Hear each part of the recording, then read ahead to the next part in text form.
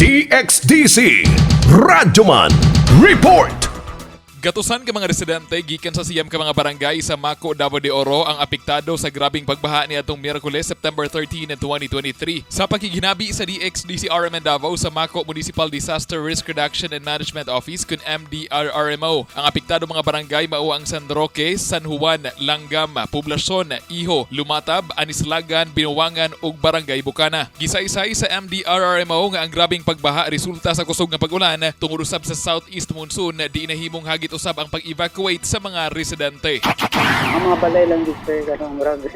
Ang lutaw ilang gamit, tapos ang nangadto na ako mga kauban na cruiser, middle of the night, pasa kayo. Umabot na kay rescue sila, ang naitabo, di sila magpa-rescue sir, kay mukhang din sila silang balay. Naroon lang sila sa covered court, barangay hall, relatives nila nag-stay.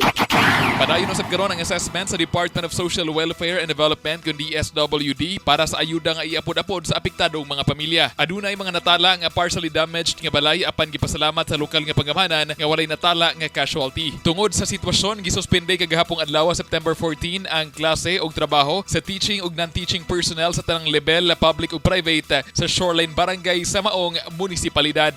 Kasama mo sa balita ug serbisyo publiko, Radyoman Kirby Manzon, Tatak, Aremen. RMN News, Diretso Balitang Metro Davao.